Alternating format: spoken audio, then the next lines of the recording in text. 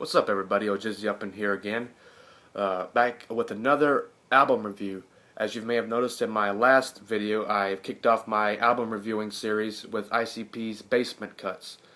In this video, I'm going to be reviewing their follow-up to Basement Cuts, entitled Dog Beats. I actually don't own Dog Beats as a physical hard copy. I have it on my computer. I haven't really tried to track it down the way that I normally would try to track something down. I've hunted for it on eBay a couple times, but I really haven't been too serious about it because it really hasn't been on my too high on my must cop list. Um, I mean, at some point I'm gonna try to get it, but if someone wants to send me a copy of it, just send me a message and I'll PayPal you the money, and I'll make an unboxing video, and I'll give you props in the video, in the unboxing video. So that would be much appreciated. Now,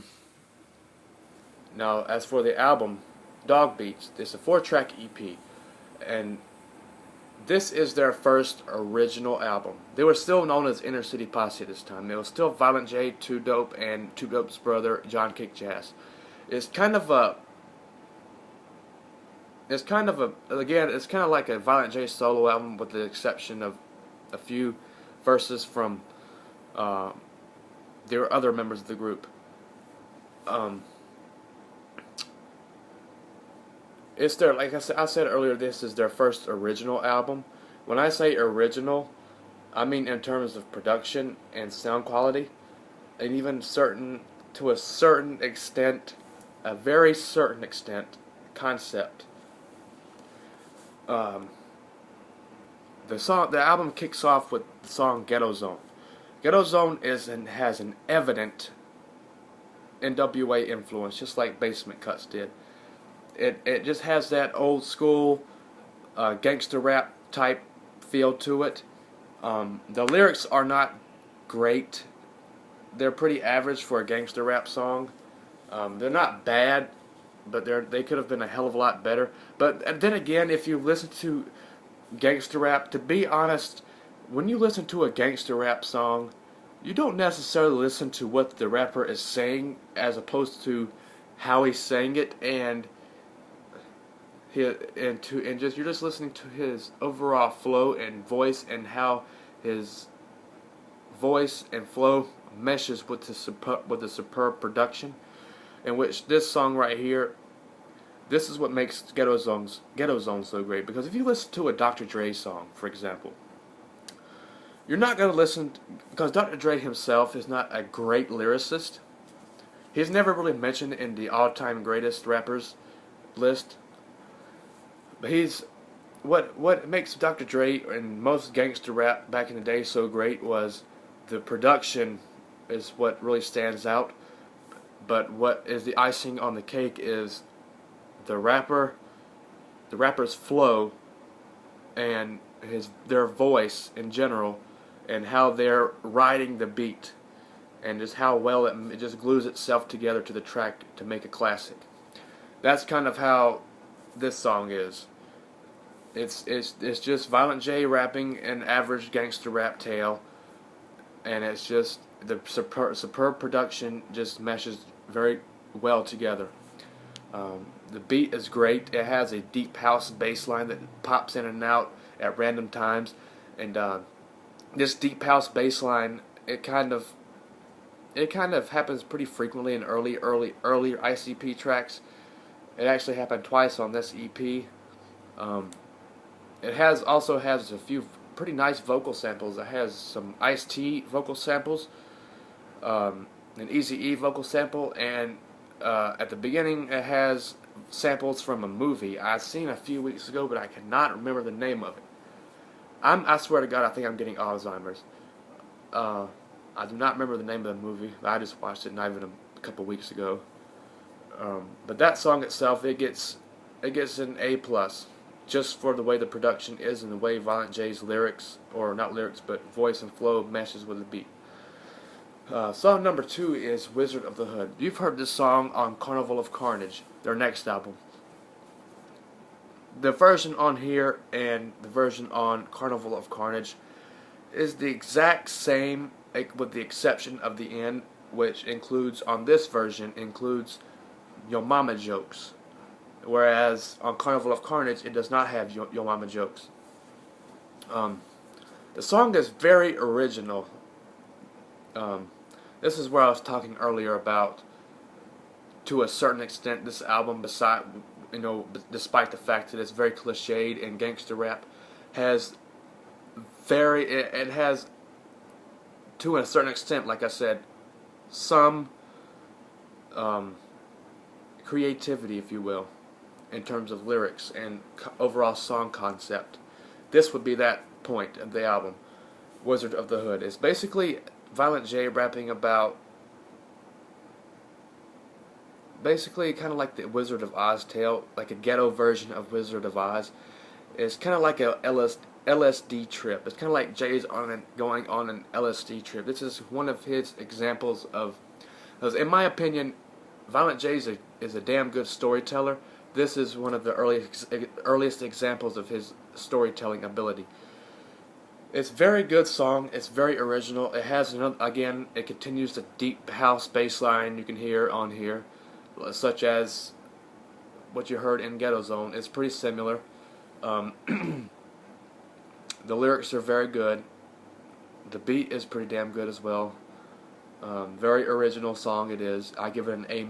The lyrics could have been a little bit better. Well, maybe not the lyrics, but the flow could have been a little bit better. But I give it an A-. Now, song 3, Life at Risk.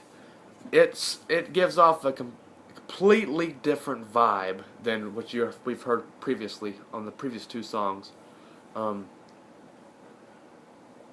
On here, on Life at Risk, we get a chill beat, a very, very chill beat with some chord progression for once.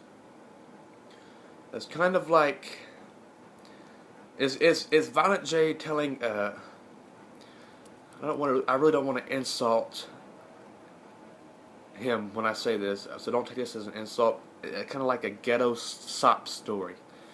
Is Violent J rapping about, he really is not being a badass on this song. It's more of a tale about living life in the ghetto and putting his life at risk for the ghetto shit that he does, and how everyone in the ghetto puts their life at risk by doing shit that they do. That involves smoking crack and shit like that, gang banging. But there are some points in here where he does pick up his badass gangster rap persona, but it's not necessarily a hard ass song. Lyrically, it's okay. I mean, for this type of a song, it could have been a little better lyrically. Maybe not just lyrically, but the way his vocals are performed in general. I'm not saying that he's offbeat. I'm just saying that he could have written the song to fit the beat a little bit better. At the end, there's the I.C.P sample of Who's the Mac. I thought that was pretty cool. This song is one of my favorites on the album. It's very chill, something very good vibe, very good, something to relax to. I give it an A. And the final song, Dog Beats, it's a George Clinton sample beat here. It's Atomic Dog. They sampled Atomic Dog. It's a pretty simple beat. It's kind of like just a loop. Pretty loop. It's kind of like a loop from the song Atomic Dog. On here though, we get rapping from Too Dope and John Kick Jazz, as well as Violent J. And they all trade bars pretty well here. Again, it's not amazing lyrically, but it's a fun song. It's a very funky song. It's something you can ride to and just, nod your head to. Nice bass line here, nice funky beat to it. The lyrics are pretty catchy. It's just them kind of reenacting an old school, maybe old school hip hop type joint, maybe like some old 1980 pre-gangster rap type shit. It's not really a gangster rap song. It's more of a party song, if you will. It's not really a badass song in terms of lyricism, Uh, but it's just a fun, catchy song to listen to in the ride, you know. I give this song an A, and overall, Dog Beats gets an A. Well, it gets a. I give it a 5 out of 5. It's short but very sweet. There's really little flaws to this album. There's really no flaws to it. I mean, yeah, Violent J could have done a little better lyrically, but if you think about it in the way that the album is, it's a gangster rap album. Gangster rap lyrics are not great to begin with. Like, if you want to listen to great lyrics in terms of hip hop, you would listen to Nas and shit like that, MF Doom. But gangster rap is not great lyrically. Like I said, it's just the way that the flow and voice glues itself with the beat. I've said that 1,000 times, but that's just the way it is. And this album does that just perfectly. I give this a 5 out of 5. A very good album, very old school. I love the style of this. I'm a very big gangster rap fan. And if you like gangster rap, I'm sure you would like it too. It's very different from their newer work rather. But it's definitely something that you can enjoy. So I would definitely give this a try. But yeah, man, that's my I.C.P. Dog Beats review. Excuse me. In my next video, I'm going to be reviewing Carnival of Carnage. I'm going to review that one tomorrow. So stay tuned for that. But yeah, man, hope you enjoyed. Much motherfucking Wicked Clown love, y'all. Whoop whoop.